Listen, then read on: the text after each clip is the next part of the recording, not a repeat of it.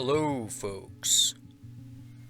Welcome back to another compilation of strange and downright spooky national park experiences sent to me by our listeners.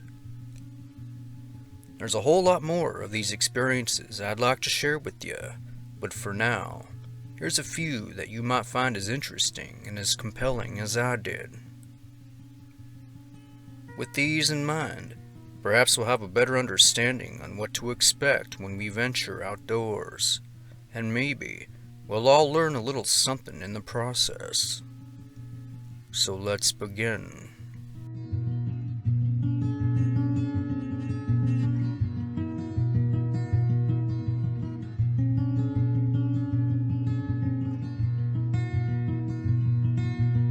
Story 1. I'm an amateur filmmaker and enjoy filming the wilds of America, whether it be wildlife or just plain wilderness. I had just acquired a new drone and wanted to test drive her in a beautiful area, but in a place I wasn't allowed to film. You see, prior to my experience, I always filmed on the sly and never really sought permission to do it. Too much red tape and the hassle always took the steam out of the adventure. Well, last summer, I had taken a trip out to a widely well-known park and decided to bring my drone with me. I took a short day hike on a trail to a vista point that overlooked miles of dug-fir forest and a beautiful blue river that sliced right through the middle of it. To avoid being seen by others, I took a side trail to an adjacent overlook point where I could set up my drone in private. Now, the drone I owned was not just some wimpy little toy copter, but the best the money can buy. It was a second-generation DJI Mavic Air, capable of taking crystal clean video and has a transmission reach of around 6 miles. And she could also sit up in the sky for 30 minutes on a full charge.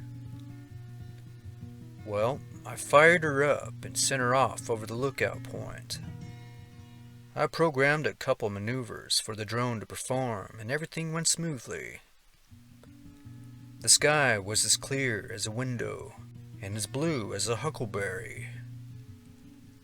Like a parent to a child, I proudly watched her zoom back toward my direction, about 100 yards out or so, and then I heard a sharp ping, like metal hitting a tin object. A cloud of disbelief washed over me, and my heart sank as I watched my baby fall out of the sky and disappear into the dark wilderness. It took me a second to realize what had actually happened. My drone had collided with something out there. Something I couldn't see with the naked eye. Whatever it was parked in the sky and hundreds of feet over the forest. I was shocked. It was then I got an uneasy feeling about it, because whatever it was wasn't there before, as I had taken her back in the exact same path as I sent her out on. One thing was certain. My drone was gone now, and I made a mad dash to collect my things and get out of there. As I hurried back down the trail, I heard the sound of a distant chopper approaching until it reached the area I had been. But lucky for me, I was hidden under the cover of thick forest. But I was worried as a whistle that I would be discovered and punished by authorities. It wasn't long until I reached the comfort of my car. I got in and drove. But on the way back out of the park, I passed a caravan of government vehicles that were making their way up as I was heading down. After a moment, I noticed one of them had turned around and began following me for the next 5 miles. And I knew they knew that I had a drone, but surprisingly they never pulled me over. They just watched me and escorted me out of the park. Prior to this incident, this was one of my favorite places to hike, but after that, I wouldn't return. just didn't feel right.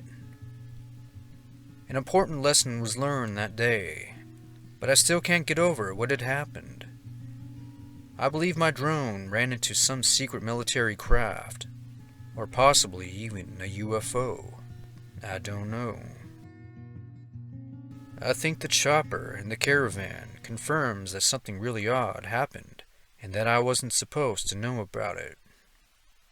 What do you all think?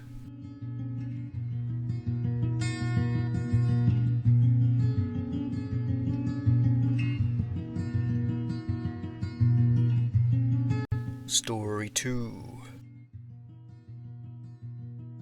Back in the summer of 2015, I worked a seasonal job with the Forest Service as a timber harvester, working over at the Almanor Ranger District in Chester, California, just outside of Susanville.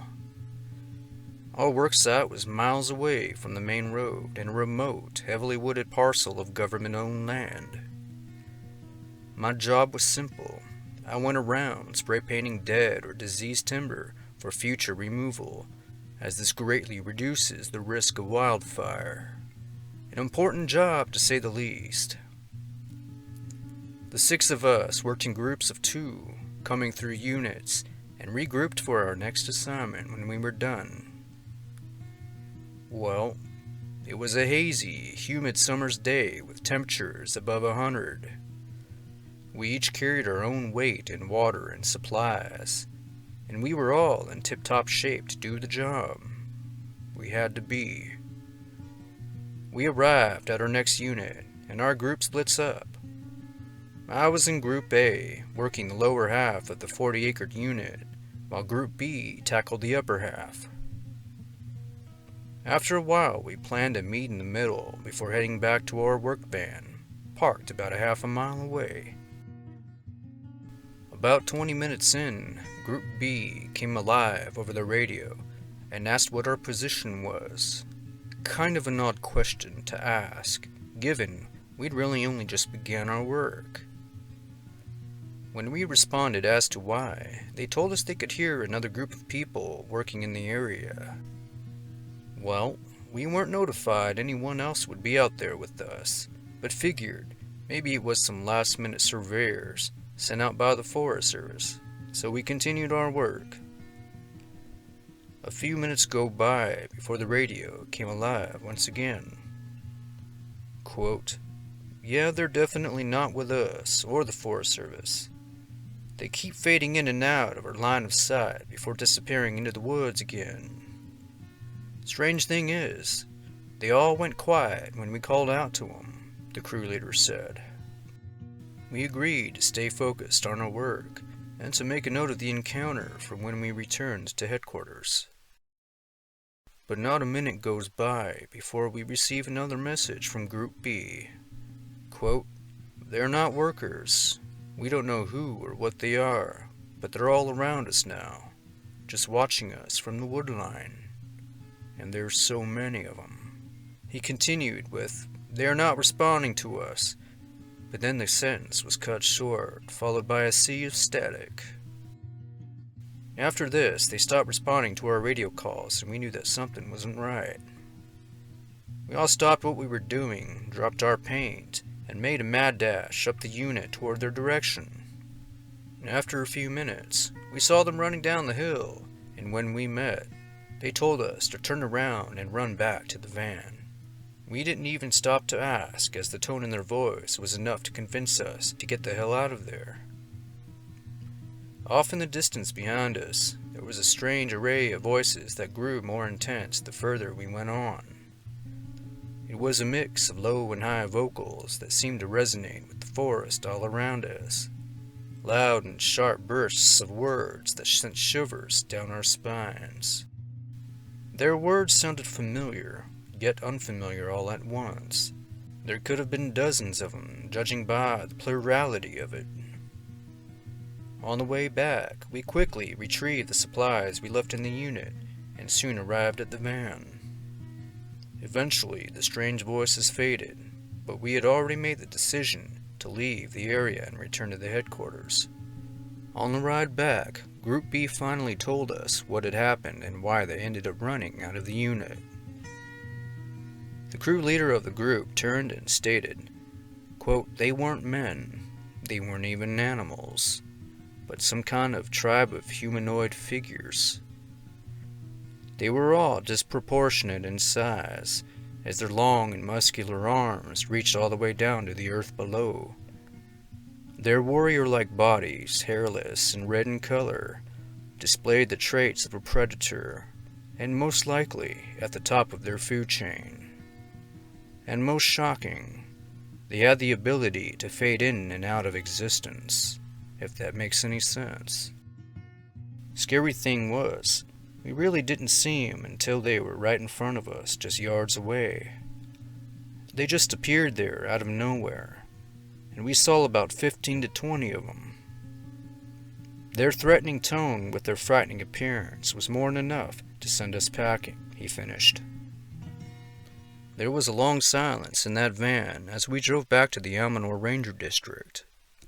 But before we returned, we all agreed not to share this experience with our superiors for fear of ridicule. We changed our story and told them that bears had chased us out of the worksite. It was an answer they would accept, but deep down we knew better. But looking back to that summer, I am unsure why we agreed to do this at all, as the truth deserves to be known for the sake of others. But on the flip side, there are powerful folks who probably don't want the truth getting out. That's my experience.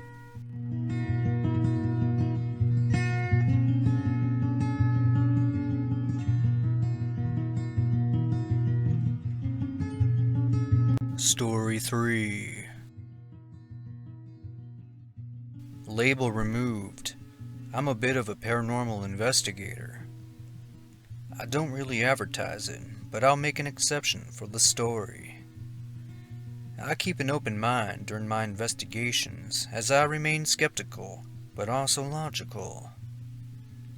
Most of the time, a strange experience can be broken down and dissected to a simple explanation.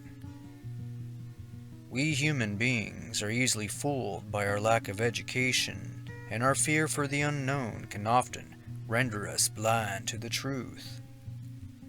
But sometimes, the truth is too complex for us to understand, and just maybe we're better off not really knowing how it all works, and just to go on and live our lives the best we can.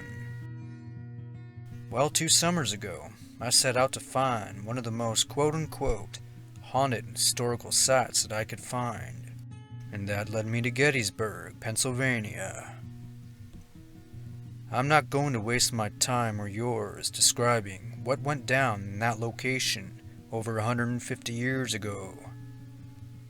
If you're unfamiliar, I recommend brushing up on your U.S. history. I booked a room at the Doubleday Inn for 2 days and 2 nights. On that first day, I explored the Rocky Road area, the Daniel Lady Farm, and the Devil's Den Formation, followed by the Civil War Ghost Tour, a guided tour of Gettysburg's most haunted locations in the park. Unfortunately, I wasn't able to take any video, but I took plenty of photographs and even utilized my digital voice recorder. Later that night, I returned to the hotel room and decided to look over the photo and audio evidence I had collected over the course of the day. Well, upon reviewing the audio captured from the military park I was at, I heard what sounded like a whisper in response to what the guide had stated during the tour. At the time I heard the whisper, we were located near the Wheatfield area, overlooking Sedgwick Road and Cemetery Ridge, where the guide was explaining some facts about what had occurred there during one of the bloodiest battles of the Civil War. But immediately following his statement, there was a voice that came through the audio recorder saying, quote, "They're talking about us." I remember a chill crawling down my spine as I heard those soft and raspy words emanating from that recorder. It was a little unclear at first until I copied the file to my computer and enhanced it. I must have played it back 100 times. Sure enough, that's exactly what I heard. I also played the file for a few friends later on, and they each said the same thing. I should mention that there were around 12 of us in that group, and it's quite possible that whisper came from one of us. But that voice seemed to come through right next to the device, and it didn't make much sense that those exact words would be uttered as a response to the tour guide. I went back to the wheat field on the second day, hoping to capture more evidence, but nothing else happened. It really got me thinking, is it possible that the spirits of the Civil War soldiers still linger in that area long after the conflict ended? Do they sometimes, on that rare occasion, get a glimpse into our reality, just like we sometimes get a glimpse into theirs? If so, how and when do these windows occur, and how can we access them? Can you imagine a world where we can have conversations with the dead, or at least conversations with those who are still living in the past? To those soldiers, are we the ghosts? Do they seek us as we seek them, hoping to meet in the middle and form some line of communication? Do they still exist on another plane, or do they coexist with ours? I, like many, hope we can better understand this phenomenon in time, and that's what drives me to do what I do. Thank you for sharing my story.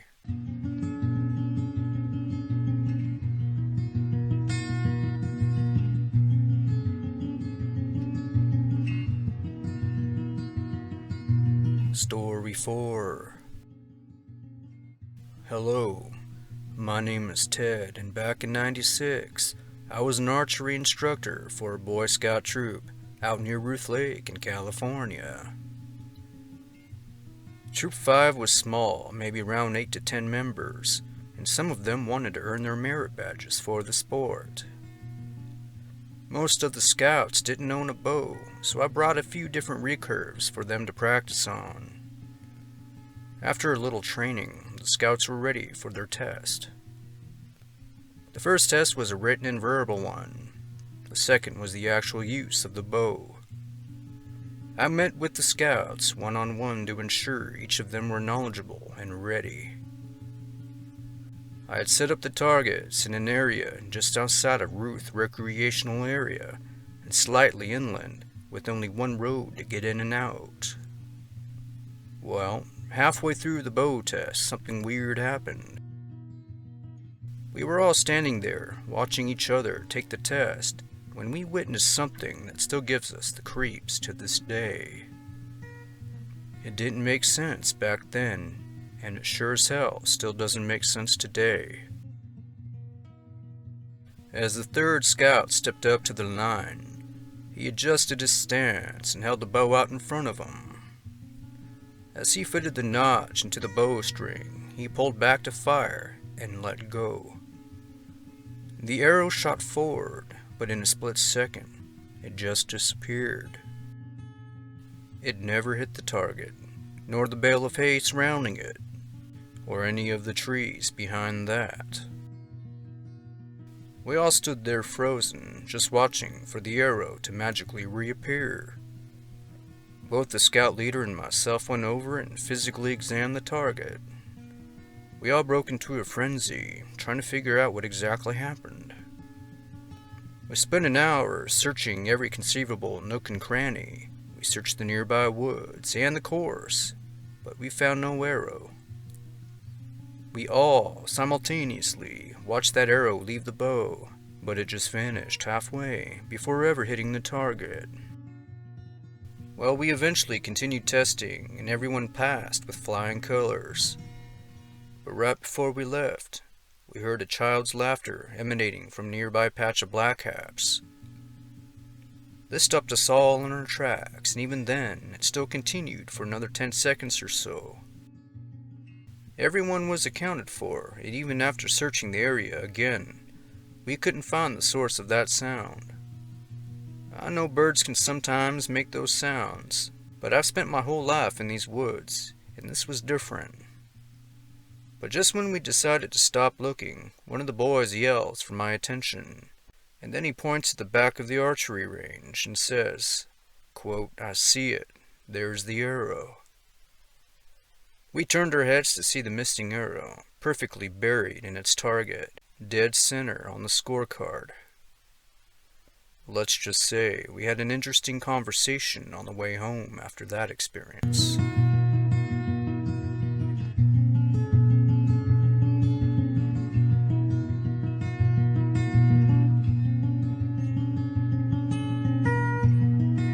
And there you have it. Just a few more stories to think about next time you find yourselves itching to get outdoors. I've got some new material headed your way in the near future, but in the meantime, get out there, be safe, and you'll hear from us soon. Good night.